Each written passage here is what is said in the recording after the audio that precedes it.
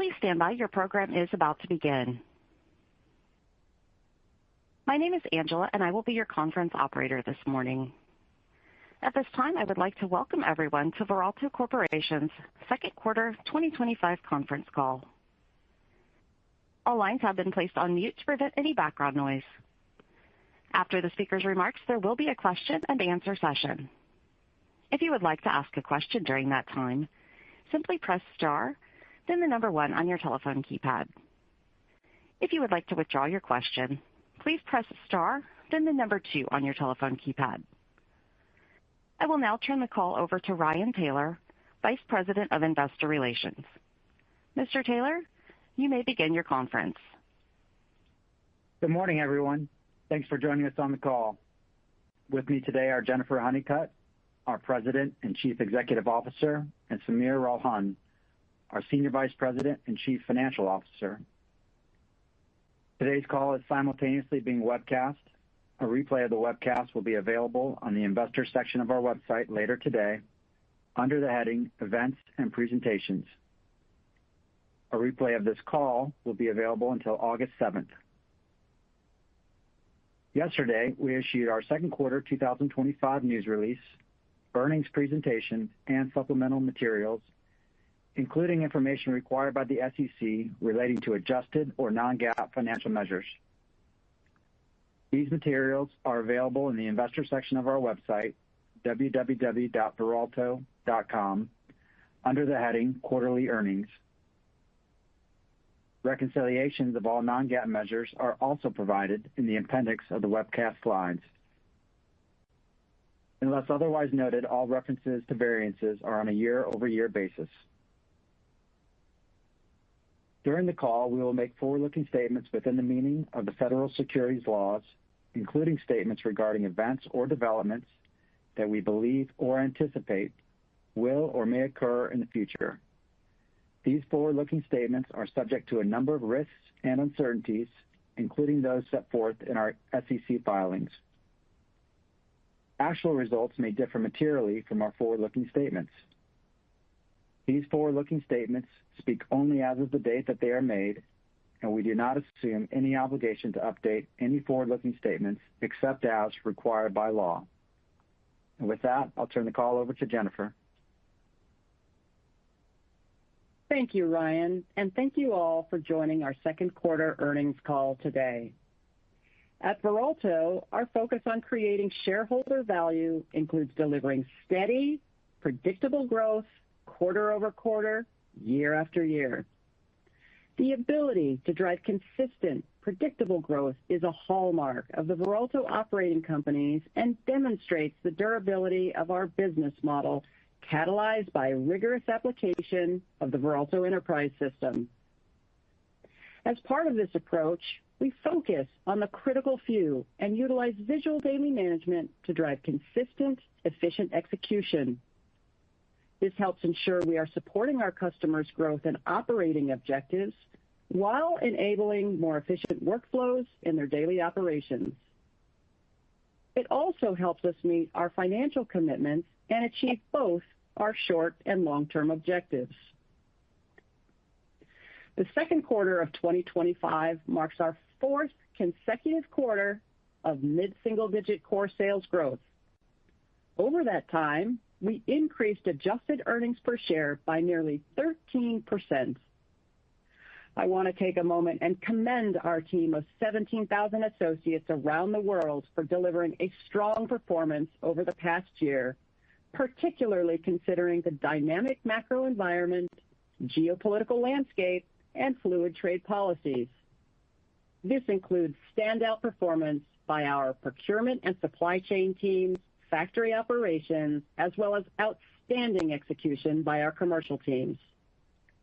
Our commercial teams have spearheaded our growth by leveraging deep domain expertise and applying VES growth tools such as funnel management, lead generation, and sales productivity. We are benefiting from investments made last year to improve our commercial architecture, innovation, and sales and marketing efforts. Through the first half of 2025, we have met or exceeded our financial commitments and delivered mid-single-digit core sales growth, expanded adjusted operating profit margins, and double-digit adjusted earnings per share growth. This level of performance is a testament to the focused efforts of our global team, our durable business model, and secular growth drivers across our end markets. Based on our first half performance, stable demand across our end markets, and our current assessment of macroeconomic conditions, we raised our full-year adjusted earnings per share guidance range to $3.72 to $3.80 per share. Additionally, our first half free cash flow generation further strengthened our financial position, giving us increased flexibility as we evaluate capital allocation opportunities to fuel long-term shareholder value. As we have previously stated, our capital allocation bias is towards acquisitions, including investments that augment our R&D and innovation efforts. Our pipeline of opportunities is comprised of a mosaic of targets, and we continue to make progress even as we remain highly disciplined in our execution. Last week, we announced a 20 million euro commitment to invest in Emerald Technology Ventures Global Water Fund II to support investments in emerging technology-oriented businesses. Emerald's global presence and deep sector expertise is expected to provide our water quality team with early insights into emerging water-focused ventures, making it a strong strategic partner to augment our innovation and technology development efforts. This move strengthens our ability to identify and scale solutions that align closely with our customers' needs in addressing critical water challenges worldwide. As for the quarter itself, we delivered a strong second quarter led by outstanding commercial execution and steady broad-based customer demand. Looking at our second quarter results in detail and building off our strong start to the year, we delivered 4.8% core sales growth and just under 10% adjusted EPS growth. As I mentioned, this marks our fourth consecutive quarter of mid-single-digit core sales growth, consistent with our long-term growth algorithm. Our commercial teams continue to drive outstanding execution to deliver growth through new customer wins and increased market penetration, while also capitalizing on steady demand across our key markets. Our core sales growth was broad-based across both segments, with water quality delivering 5% core sales growth and PQI 4.6% core sales growth. In PQI, ongoing positive trends in consumer packaged goods markets supported growth across all key product categories in our marking and coding business and across our digital workflow solutions in packaging and color. In our marking and coding business, Q2 marked our fifth consecutive quarter with year-over-year growth in both consumables and equipment. In water quality, we saw robust mid-single-digit growth across both water treatment solutions and water analytics. Moving on to margin performance, adjusted operating profit margin came in at 23.7%, in line with our underlying guidance assumption. Adjusted earnings per share grew 9.4% year-over-year to 93 cents, 5 cents above the high end of our guidance, primarily due to better than expected sales volumes. Looking at core sales growth by geography and end market, growth was broad-based across key verticals and regions, with mid-single-digit growth across North America, Western Europe, and high-growth markets. Core sales growth in Western Europe was 6.3%, led by continued double-digit growth in water quality. In North America, core sales grew 5.6%, with both segments generating core sales growth above 5%. And sales into high-growth markets were up just over 6% year-over-year, with high single-digit growth in PQI and mid-single-digit growth in water quality. Taking a closer look, in Western Europe, water quality grew 11.4%. This growth was, once again, led by our water analytics team in Western Europe and reflects the changes we made to our commercial architecture and sales leadership in Europe last year. These changes have contributed to rigorous lead generation, funnel management, and VES-catalyzed commercial execution. And in PQI, sales into Western Europe were up 2.1%, led by growth in consumables and continuous inkjet marking and coding systems. Moving to North America, core sales growth was led by water quality with 5.7% growth. We continue to capitalize on solid demand for our chemical treatment solutions, where core sales grew mid-single digits year over year. Our chemical treatment growth was broad-based across several industries, with the strongest growth in chemical processing and data centers. We continue to see ongoing traction with new customers at existing data centers and are well-positioned to capitalize on the build-out of new data centers, the majority of which will consume large quantities of water. Taking a broader view, the infrastructure being built to support growth in technology and artificial intelligence will further strain water capacity. We believe our portfolio of water analytics and water treatment solutions is well-positioned to support this trend and serve customers as new data centers, semiconductor fabs, and power generation facilities come online. In Trojan's UV systems business, we continue to see growth in North America driven by good momentum within municipalities primarily related to water reuse. In Q2, Trojan secured a significant order for a large-scale UV treatment system that will be part of a water reclamation project on Chicago's North Shore. This award will be supported by the manufacturing expansion we completed in Michigan earlier this year and demonstrates our ability to deliver large-scale UV systems that meet U.S. Build America, Buy America criteria. It also highlights Trojan's differentiated, revolutionary UV Signa technology, which eliminates the risk of bacteria and pathogens in wastewater, while also reducing energy consumption and simplifying operations for our customers.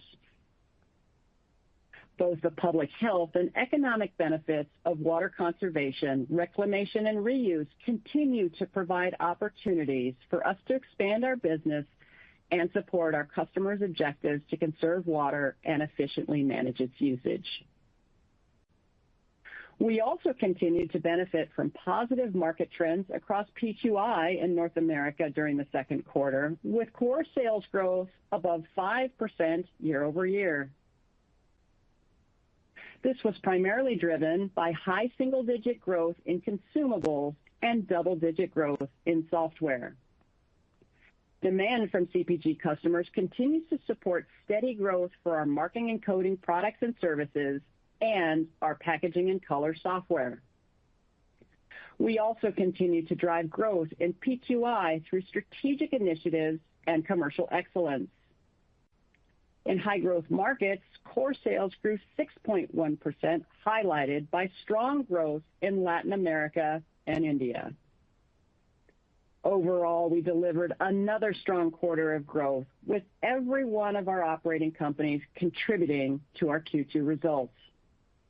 At this time, I'll turn the call over to Sameer for a detailed review of our financial results and an update on our guidance.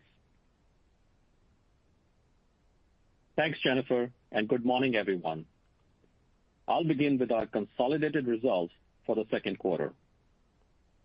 Total sales grew 6.4% on a year-over-year basis to $1.37 billion. Currency was 150 basis points, or about $20 million tailwind year over year. Acquisitions net of divestitures contributed 10 basis points of growth, primarily from trace gains. core sales grew 4.8%, led by broad-based volume gains across both segments. Price contributed 1.7% growth in the quarter, in line with our expectations. Our recurring revenue grew mid-single digits year-over-year and comprised 61% of our total sales. Gross profit increased 6% year-over-year to $822 million. Gross profit margin was 60%. Adjusted operating profit increased 5% year-over-year, with adjusted operating profit margin coming in at 23.7%. Versus the prior year period, strong margin expansion in our water quality segment was offset by near-term margin pressure at PQI and corporate expense. Looking at EPS for second quarter, adjusted earnings per share grew 9.4% year-over-year to 93 cents per share. As compared to our guidance, adjusted EPS came in stronger, primarily due to higher sales volumes at both segments. Looking at cash flow, in the second quarter, we generated $323 million of free cash flow, an increase of $83 million year-over-year. I'll cover the segment results, starting with water quality on the next page. Our water quality segment delivered $825 million in sales, up 6.2% on a year-over-year basis. Currency was 110 basis points tailwind, and the acquisition of AlphaStreet contributed 10 basis points of sales growth. Core sales grew 5% year-over-year. Increased volume drove 360 basis points of growth, with pricing contributing 140 basis points of growth. Water quality's volume growth was driven by strong demand for water analytics at municipalities, water treatment solutions in our industrial end markets, and UV treatment installations. Water quality's equipment sales grew about 10%, with recurring sales growth steady at about 4% year-over-year. Adjusted operating profit increased 11.5% over the prior year period to $214 million, and adjusted operating profit margin was 25.9%, up 120 basis points versus the prior year. Overall, it was a very strong quarter for water quality. We expect to see steady growth over the balance of this year, given our products are critical to our customers' ongoing operations and generate a high level of recurring sales. Moving to our PQI segment on the next page. Sales in our PQI segment grew 6.8% year-over-year to $546 million in the second quarter. Currency was a 220 basis points tailwind. Contribution to sales from the acquisition of TraceGains was offset by the impact of the AVT divestiture, which was completed in Q1 2025. Core sales grew 4.6%. Volume growth was 2.4%, with price increases contributing 2.2% to core sales growth. PQI's core sales growth was driven by both recurring revenue and equipment shipments. Recurring revenue grew high single digits year-over-year, led by consumables and software. Equipment sales were up just over 3%, with steady growth across marking and coding and packaging and color solutions. In the packaging and color businesses, we continue to see strong double-digit sales growth in Esko's software solutions. Additionally, core sales growth for TraceGains continues to exceed 20% year-over-year, and the integration is on track. We continue to invest in TraceGains to scale the business and further penetrate the market. The secular growth drivers for TraceGains' ingredient supply network are strong, and we continue to be encouraged by its future potential. PQI's adjusted operating profit was $140 million in the second quarter, about flat to the prior year period, resulting in adjusted operating profit margin of 25.6%. The year-over-year change in PQI's profitability reflects the impact from our acquisition investments and the tariff-related costs incurred in advance of targeted price increases. This includes costs related to product line shifts that are improving our ability to serve customers in all the regions. Additionally, we continue to invest in our sales and marketing efforts to drive market penetration and fuel future growth. Turning now to our balance sheet and cash flow. In the second quarter, we generated $339 million of cash from operations. We invested $16 million in capital expenditures. As a result, free cash flow was $323 million in the quarter. At the end of the second quarter, gross debt was $2.7 billion, and cash on hand was over $1.5 billion. Net debt was $1.1 billion, resulting in net leverage just under 1x. Our financial position is very strong and provides us with the flexibility to be opportunistic in how we deploy capital to create long-term shareholder value. Having said that, we will remain prudent and disciplined in our approach to capital allocation as we navigate this current economic environment. Over the long term, our goal is to continue to create shareholder value with a bias towards M&A. As Jennifer mentioned, we have an attractive pipeline of opportunities in both water quality and PQI. Turning now to our guidance.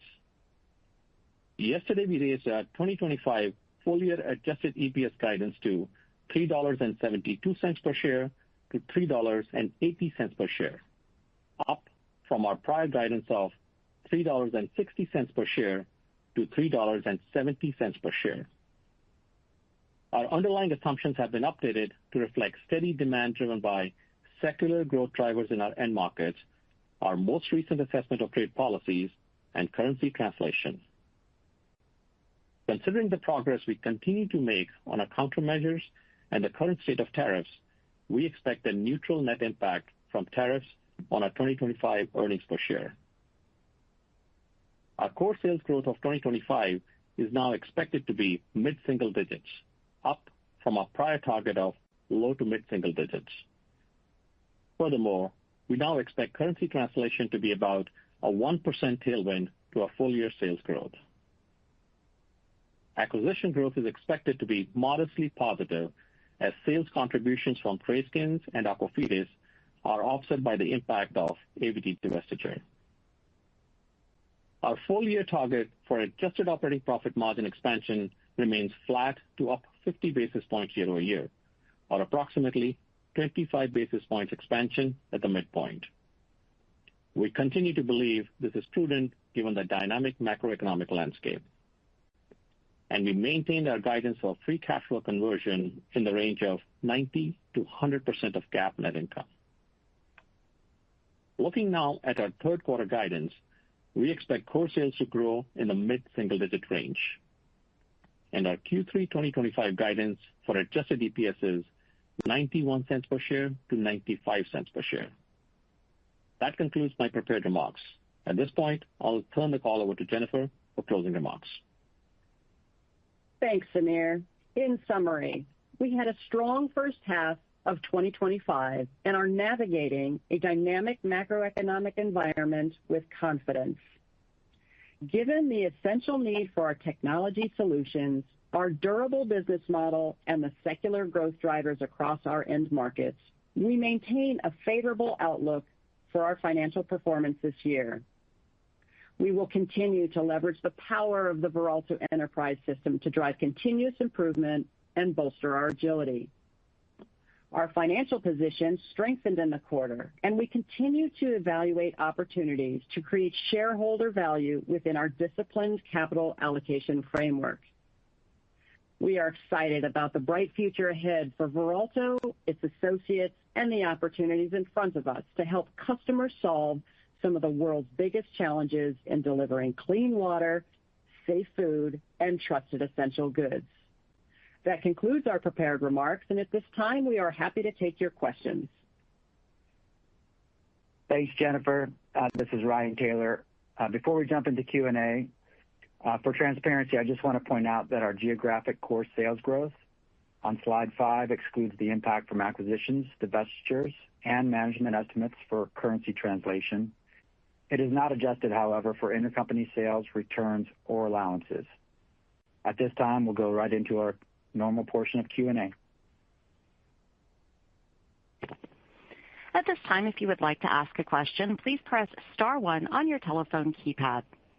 You may remove yourself from the queue at any time by pressing star two.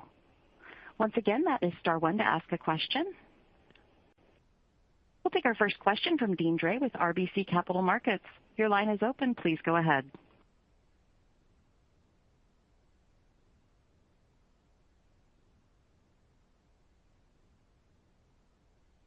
And Mr. Deane Dray, your line is open. Please go ahead with your question.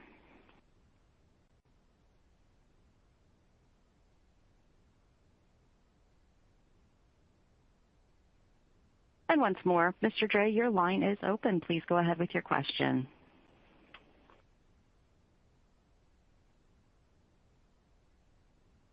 And hearing no response from this line, we will move on. We'll go next to Andy Kaplowitz with Citigroup. Your line is open. Please go ahead. Good morning, everyone. Morning, Andy. Good morning. Jennifer, can you give us more color regarding the environment you're seeing in core water quality growth, maybe by region? It doesn't really seem like you're feeling any changes from the U.S. fiscal environment. And then Europe continues to outperform with a lot of your own self-help, as you talked about. How long can that continue? And maybe China, still seems weak, but offset by other high-growth markets. Any more color would be helpful. Yeah, thanks for the question, Andy. I think in the main, our businesses are fairly resilient on the water quality side to fluctuations in government funding. And that's largely because we sit on the high end of the value chain here, where our products and services are integral to the operating environment of the customer. So some of the secular drivers that we see right now are really focused, as we mentioned in the prepared remarks, around water reuse. We see that both in municipal and industrial sectors, really driven by water scarcity, regulatory pressure, and sustainability goals. So on the industrial side, they're going to be motivated here by rising water costs, which are pushing water-intensive industries to adopt reuse solutions. And on the muni side, you see secular trends of urbanization and climate resiliency, which are driving providers to pursue more wastewater treatment, including more progressive solutions such as potable reuse. So for water quality, we've reflected this in our year-to-date results. Strong growth both in analytics and UV treatment solutions in muni applications, and growing subsectors such as data centers and power generation within industrial markets. So again, pretty robust performance there by our water team, really based on those secular drivers. Can you guys still hear me? Because I'm getting a little bit of interference. Hello? Sorry, Andy. We had a little bit of a breakup here. Can you ask the question again? Yeah, no, I think it's clear now. So just on PQI, obviously margins down in Q2 a bit, despite core revenue growth. Can you walk us through how much of the compression was due to sort of tariffs and, pricing will catch up? Does that happen in Q3? How much was acquisition-related cost pressure? Like how to think about margins in PQI moving forward? Hey, Andy, this is Samir. If you look at the margin side, it's roughly 200 basis points on a year-over-year basis. Impact is really driven by three factors. Impact is roughly one-third each. The first one is from the acquisitions and divestitures activity, and that's primarily driven by TraceGains. TraceGains continues to grow at 20%. We want to make sure we fuel the growth of this high-margin business. As you know, this is 80% gross margin. So we continue to invest in that. So roughly one-third of the impact is driven by that. The second one is the timing difference, as you just talked about, between the impact of pricing actions and the tariff headwinds. And the last one, I would say, is the investments net of productivity. As you know, in PQI, it was a little more heavier lift as you're think about the supply chain moves and the manufacturing line changes we're doing. Whenever you do that, there's always a little bit of a duplication of the cost, and there are some growth investments in there as well. So that's one-third. So it's really one-third, one-third, one-third. The impact of these, as we move through the second half of the year, should gradually phase out. A chunk of it should phase out in Q3 and then in Q4. Appreciate the color, guys. Thanks, Andy. We'll take our next question from John McNulty with BMO Capital Markets. Your line is open. Please go ahead. Yeah, thanks for taking my question. I guess just the first one, in terms of volumes, I think in the first quarter there was some concern. There was a little bit of pre-buying. It looks like that really didn't play out the way we thought. And it's actually just solid core growth. I guess, is that a fair characterization? Do you see any risks around the timing of tariffs as we look into the second half? And how are you thinking about kind of general core growth in the second half? Thanks for the question, John. Yeah, we've done a deep dive here to sleuth whether we've got any pre-buying here in our customer base, and we really just don't see much of that. We do see read-through on demand, and as you know, 75% of our sales are direct to end users, so we've got great visibility in terms of reading through to the end customer there. I would say, core volume remains strong, really around the secular growth drivers as they continue to drive our end markets. Q3 orders are off to a good start. There's really nothing unusual about the order patterns that we've seen thus far in the quarter. And, again, we really operate in that critical to operation segment where 80% of the revenue is really tied to food, water, and essential goods. And John, just one thing to add, as you kind of think about the volume from a guide perspective, our guide, as you know, we up the core sales growth guide. That does reflect the confidence that we have as we look at the growth from the volume side as well. Definitely pricing is an element, but the volume confidence on the growth side is reflected in the upping of the guide as well. Got it. Okay. No, fair enough. And then maybe just a follow-up on free cash flow. Looking at the first half, so not even just the strong quarter, and you're up 36% year over year. It looks like you're pulling pretty hard on some of these working capital levers and free cash drivers. How should we be thinking about that going forward? Are there more levers to pull? And then in terms of that flexibility, I know you're pretty anxious or excited about potential opportunities with regard to M&A. I guess, can you give us an update on the M&A markets? Yeah, I'll start with the free cash flow, and Jennifer can jump in from the M&A side. Look, on the free cash flow side, really strong operating earnings, John, that's kind of really driving it, and then the working capital management has been pretty prudent. Some of the stuff is driven by some of the CapEx and the investments, their timing as well. From an overall year perspective, as you know, in Q1 and Q3, we do have interest payments, so they cash interest payments, so that does impact the free cash flow. Q2 and Q4 tend to be heavier on the free cash flow side. Year to date, John, we're running a little over 100% at this point from a conversion perspective, but if you look at the full year, at this point, we still feel very good about 90 to 100%, but as kind of year Q3 develops, we'll go more of an update, but at this point, this model is from 90 to 100% conversion side. Yeah, John, and just respect to your kind of M&A pipeline question, pipelines for both PQI and water quality are active, full, and have a mosaic of targets within them. We remain disciplined in our approach in terms of making sure that we identify attractive markets, top-tier companies within those markets, and that we can get them at a fair and reasonable valuation.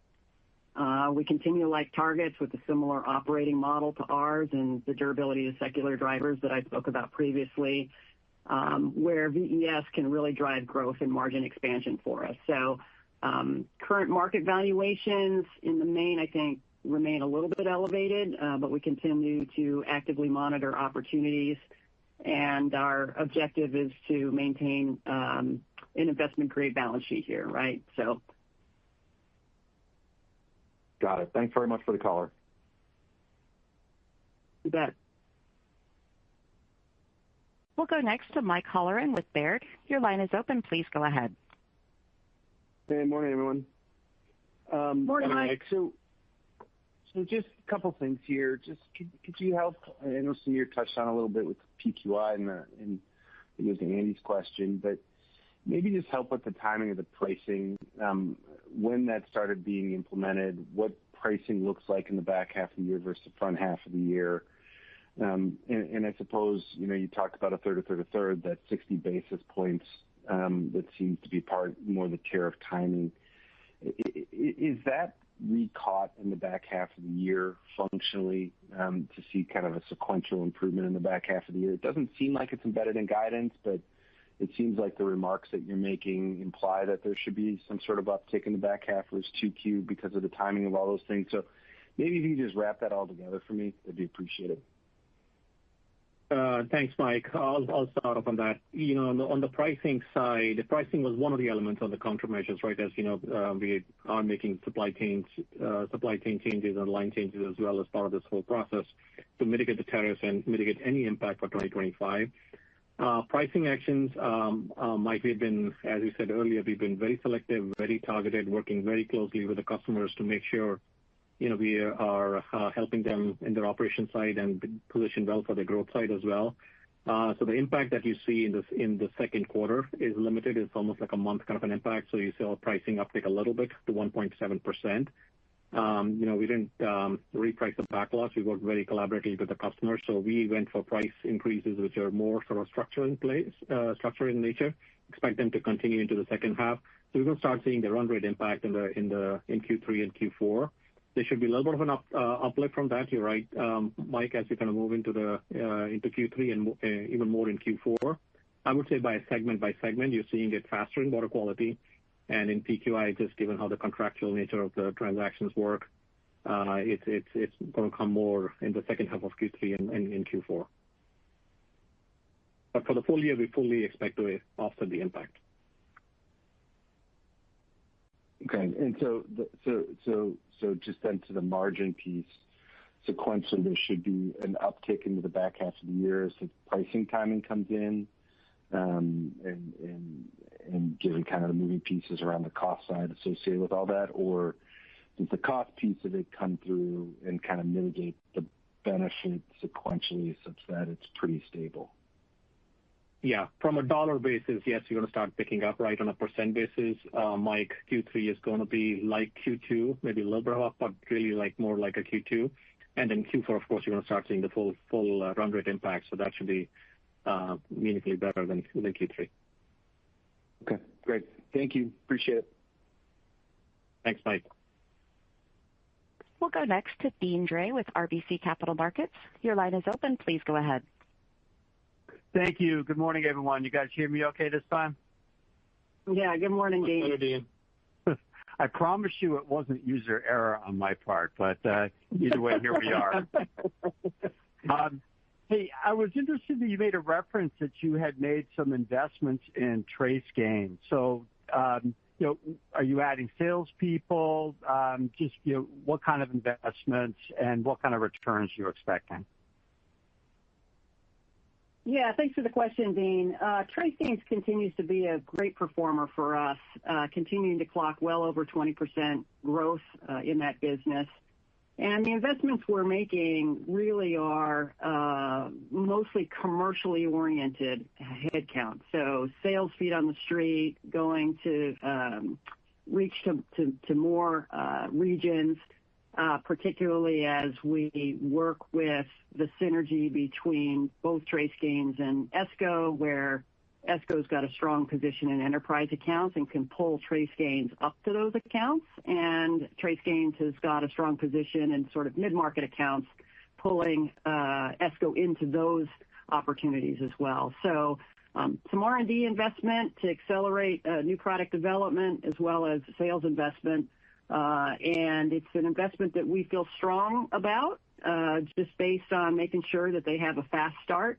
And we expect them to continue to be good contributors to our growth and into 2026, contributing to profitability as well.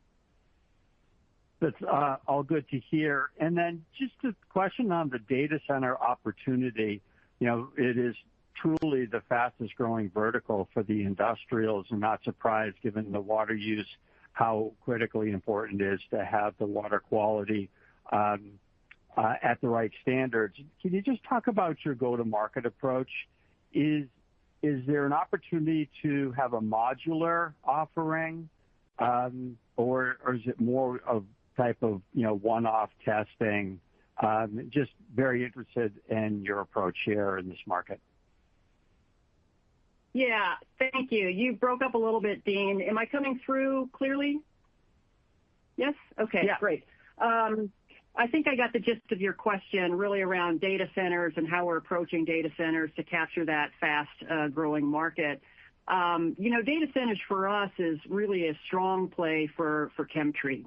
So data centers in the main use incredibly large volumes of water and certainly require an incredible amount of energy. The water usage there is in fact basically flows through or over heat exchangers to basically cool for the power generation cycle, right? And so those assets are subject to corrosion, they're subject to biological fouling and so on. And so ChemTreat's got a big play here, growing very strong with respect to being able to provide solutions to protect those assets with their chemical offering. And as you know, ChemTreat is entirely a direct-to-end user sales approach. And given the deep domain expertise, they're really able to capture that opportunity in terms of their ability to sort of understand the applications, the pain points of the customer, and innovate solutions that help solve for some of those problems. Thank you. You're welcome. We'll go next to Jacob Levinson with Melius Research. Your line is open. Please go ahead. Hi, good morning, everyone. Good morning, Jake. When you talk to your CPG customers and looking at their CapEx spending plans this year, has there been any real shift or change as a result of all these tariffs and the trade uncertainty? And even if that means they're reallocating their budgets within different geographies to localize capacity or whatever the case might be, it doesn't seem like there's been any change in trajectory around equipment sales and product quality. But just curious what your conversations with them are like these days. Yeah, thanks for the question, Jake. We really see the CPG demand sort of stable and steady as she goes, and that's kind of irrespective of region. I think they are navigating the environment with care relative to their price increases. I think they're dealing with an environment that's pretty consumer sensitive, particularly given sort of the post-pandemic inflationary environment. And so they're being cautious. We see really solid demand, stable demand for both equipment and consumables, right? This means, over 5 quarters of continued growth here, that, our customers continue to retool their lines, to upgrade their lines, make sure that they're running efficiently. We don't yet see sort of new lines being built or greenfield facilities being built, but certainly as the tariff environment motivates, regionalization or reshoring activity, we're poised to be able to capitalize on that. Okay, that's helpful color. And just switching gears to China, I think it's been a market that seems to have had challenges from pretty much the day that you folks became an independent public company. Is there any? Is that a market in water, I guess specifically, that's just bouncing along the bottom at this point, and really it's just going to take time for the structural issues with funding in the municipalities to work itself out before you can get a real recovery there? I think that's largely the right way to think about it, Jake. Our China sales in the first half were flat to last year. A little bit tale of two cities where PQI is showing increasing strength and strong sales, particularly on the coating and marking side and selectively within packaging and color. Water quality sales, have been lower there. One of the things we're dealing with here is a comp year over year relative to UV installations from Trojan, which were strong in Q2 of 2024. Those were shipped to support chip processing. So water, in the main is bouncing along the bottom. Team's doing a great job of executing there where they can find opportunity. But China in the main has become a more mature market, and we're navigating that accordingly. So we're really not building any recovery further in China into our second half guidance. But we believe the team is executing well within the opportunities available there. Great. Thank you, Jennifer. I'll pass it on. Good luck. Thank you. We'll go next to Nathan Jones with Stifel. Your line is open. Please go ahead. Good morning, everyone.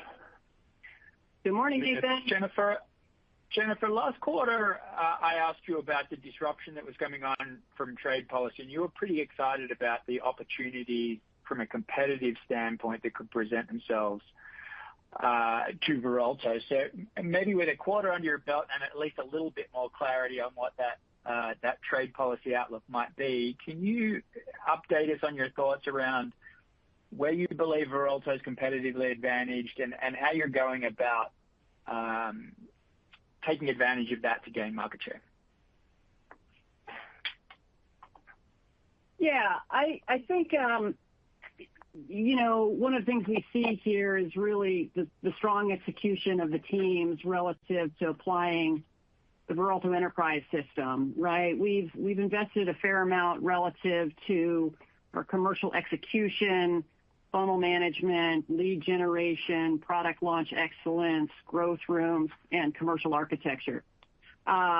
So we're really positioned well, I think, with respect to sort of anything that comes through on trade policy.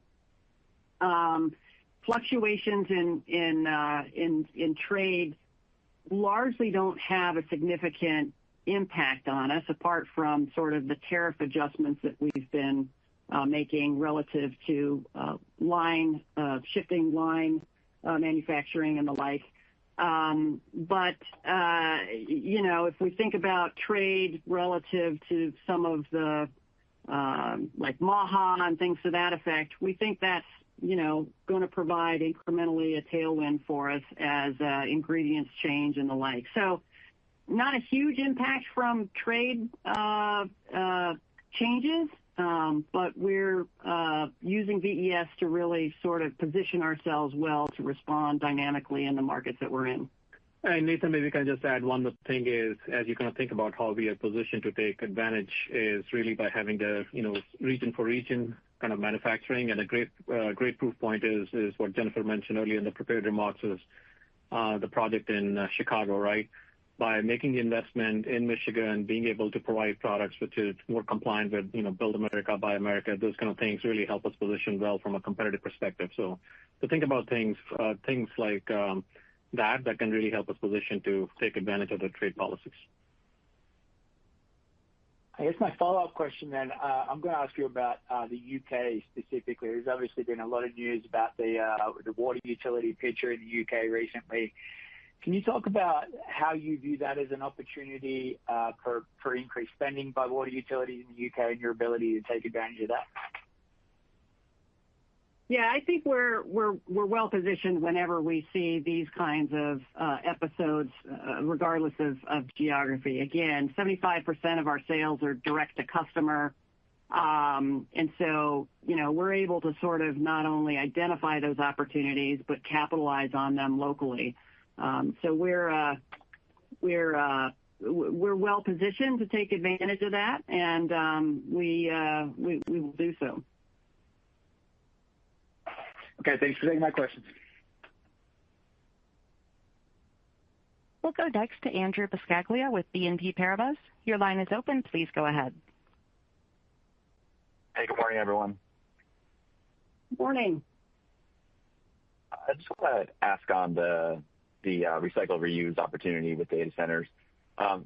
First off, are you selling directly to these hyperscalers, or are you selling to customers that sell to the hyperscalers? And then I'm wondering why, this is the spending there has been going on for some time. Why do you think you're just sort of starting to see that now? Great question. So there's two ways to think about this. One is sales of product and services into existing data centers, right? And so we see good growth there, both into accounts that we currently are in, as well as new accounts, or rather existing accounts that perhaps we're not in. And that's on the back of really solid execution on behalf of the ChemTreat team. I think relative to your second question, data centers for us in terms of the business is still a relatively small portion of our overall business, but certainly rapidly growing. And so as that continues to grow, it becomes a bigger lens for us to focus on and think about. So that's how we would see it.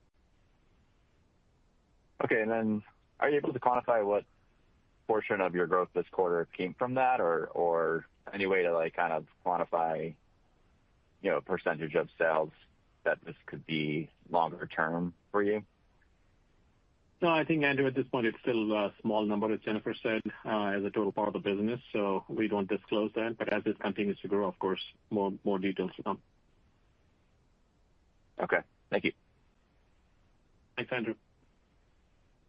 We'll go next to Brian Lee with Goldman Sachs. Your line is open. Please go ahead.